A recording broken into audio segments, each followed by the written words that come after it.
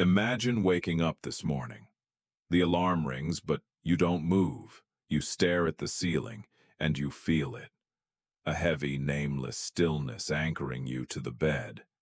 It's not just physical exhaustion. It's not just a lack of sleep. It feels like a gravity of the soul. And immediately, the voice in your head starts the attack. It tells you that you are lazy. It tells you to toughen up, to summon some discipline, to look at everyone else running their race while you just lie there. You feel guilty. You feel like you are failing at the simple act of being human. But what if that voice is lying to you? Carl Jung, the father of analytical psychology, believed that this desire to lie down, this sudden refusal of the body to move, is rarely about laziness. In fact, Jung suggested it might be the most important signal you will ever receive. He taught that when your willpower wants to move forward, but your soul wants to stop, the soul will always win. And this laziness, it is not a disease, it is a rescue mechanism.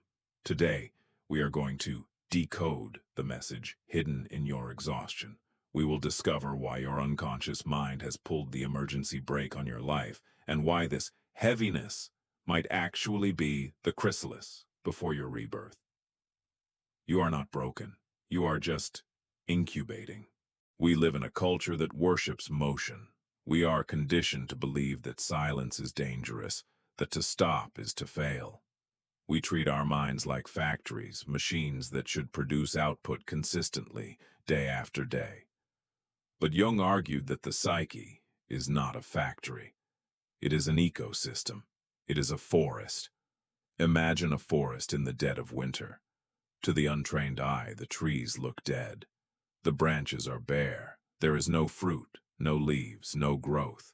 It looks lazy, but if you could look beneath the soil, you would see that the roots are growing deeper than ever. They are drinking in the dark nutrients, anchoring themselves for the coming storms. This is what Jung called psychic incubation. There are times when the unconscious mind must withdraw all energy from the external world to reorganize the internal world. It is a period of digestion, of integration. The conscious mind might think nothing is happening, but deep within the architecture of the self and everything is being rearranged. Your body knows this rhythm. Your mind fights it. And here is the danger. When you force a tree to blossom in the middle of winter, you don't get fruit. You kill the tree. When you try to force yourself to be productive during a period of incubation, you are living against your own essence.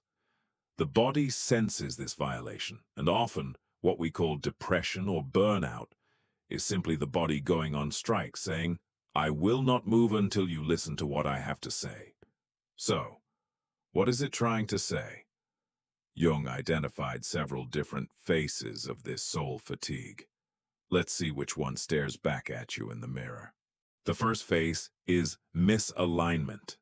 This is the most common form of exhaustion in the modern world. You might have a good job, a stable routine, and a life that looks perfect on paper, yet you feel a crushing weight every time you try to work. Jung explained this simply. Your outer life no longer mirrors your inner truth. We all wear masks, what Jung called the persona, to function in society. But when the mask becomes too heavy, when the distance between who you pretend to be and who you actually are becomes too wide, the psyche pulls the plug. It withdraws energy from the false life. It says, "I will not power a vehicle that is driving in the wrong direction." That lethargy you feel. It's your soul saving its fuel for a journey that actually matters. The second face is unmourned grief. Sometimes, your tiredness has nothing to do with today. It is an echo from the past. Maybe it was a breakup 3 years ago. Maybe it was the death of a loved one, or even the death of a dream you had for yourself.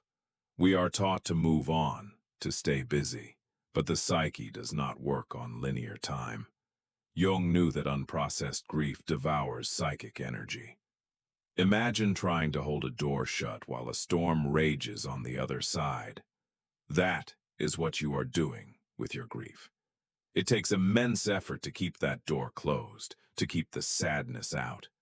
No wonder you are tired. Your soul is asking you to stop holding the door. It says, "Stop, we must mourn this. Until you cry the tears you swallowed, I will withhold your vitality." The third face is the emotional sponge. Some of you are not tired because of your own problems. You are tired because of everyone else's. Jung saw that certain individuals are deeply permeable to the collective unconscious. You feel the chaos of the world, the stress of your partner, the anxiety of the news. If this is you, your desire to lie down in a dark room is not laziness. It is a purification ritual. Your nervous system is overloaded. It needs silence to discharge the static noise of the world. It needs to reset its equilibrium. In this case, solitude is not an escape. It is medicine. It is the only way to wash your spirit clean. The fourth face is the liminal space. This is perhaps the scariest one. It happens during major life transitions, a midlife crisis, a career change, a graduation. You are no longer who you used to be, but you are not yet who you will become. Think of the caterpillar inside the cocoon. Before it becomes a butterfly, it doesn't just grow wings. It completely dissolves into a chaotic liquid. It falls apart. If you are in this stage, you feel formless. You feel confused. You feel like you are losing your mind. But you aren't. You are just dissolving so you can be reassembled. The desire to hide, to do nothing, is the cocoon protecting you while you are soft, vulnerable, and changing. The fifth face is blocked creativity. Finally, there is the fatigue of the artist who refuses to create, and we are all artists in some way. The soul has a creative drive, a desire to express, to build, to imagine. When your life becomes too practical, too safe, or too afraid, that creative flow hits a dam. Jung observed that energy cannot be destroyed.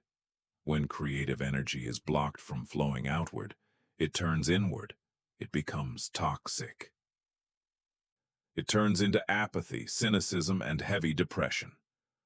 Your soul is screaming, "Stop wasting my fire on things that do not matter." The laziness is a protest against a life devoid of magic. If you found yourself in any of those descriptions, you might be asking, "Okay, so what do I do? How do I fix it?" But here is the paradox. The attempt to fix it is often part of the problem. Jung was deeply fascinated by alchemy, not the chemical process of turning lead into gold, but the psychological process of turning a heavy heart into a whole self.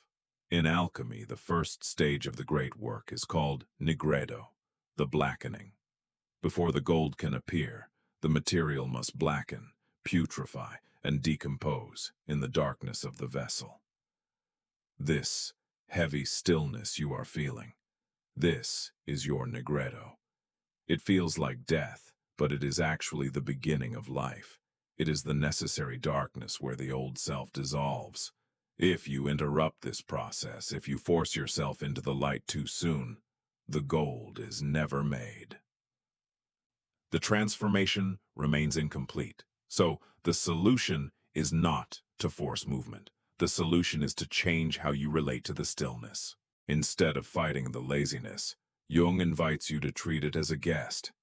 Don't numb it with social media. Don't drown it in coffee. Surrender to it. This is what Jung called active imagination. Here is a practical protocol you can use the next time you feel that heaviness. First, surrender. Lie down, stop judging yourself. Tell your ego, it is okay, we are in the winter season. Second, personify. Close your eyes and imagine this heaviness has a shape. Is it a gray cloud, a stone, an old man sitting on your chest, a crying child? Give it a form. When you give it a form, you separate it from your identity. You are no longer lazy. You are a person interacting with a feeling. Third, ask the three sacred questions. Jung believed the unconscious wants to be heard. Once it is heard, it stops screaming. In the silence of your room, ask these three questions to your soul. Number one, what are you protecting me from? Often, the laziness is a shield guarding you from a stress you can no longer handle. Number two, what in my life has expired? What relationship, what job, what belief system is dead, and we are just carrying the corpse? And number three, which version of me is longing to be born? If the old me is dying, who is trying to take its place? You don't need to force the answers. Just ask the questions into the dark. The answers will come. They might come as a memory, a sudden emotion, a dream tonight, or a whisper that feels truer than any logic. My friends, the goal of life is not to be a machine that runs forever. The goal is to be a human being who grows, changes, and then deepens. When you allow the incubation to finish, something miraculous happens. One morning, you will wake up, and the heaviness will be gone. You will feel a spark of curiosity. You will want to get out of bed, not because you have to, but because you want to. This new energy will be different. It won't be the manic, anxious energy of the rat race. It will be grounded. It will be calm. It will be authentic. It will be the energy of spring breaking through the frozen ground. So, if you are lying down right now, stay there. In a world that shouts go, go, go, the most courageous thing you can do is stop. The most revolutionary act is to trust your own rhythm. Thank your laziness. It is protecting you from a life that isn't yours. It is clearing the space for your truth to arrive. I want to hear from you. We talked about the 5 phases of fatigue: misalignment, unmourned grief, emotional overload, the liminal space, and blocked creativity. Which one is visiting you right now? Scroll down and leave a comment. Name it. Writing it down is the first step of the alchemy. It's the first step of turning the lead into gold. And if you want to continue this journey, if you want to learn how to navigate the forest of the unconscious and interpret the signals of your own soul, then subscribe to the channel. We are building a community of people who are not afraid of the dark. Rest now, listen. A new you is forming in the quiet. I'll see you in the next video.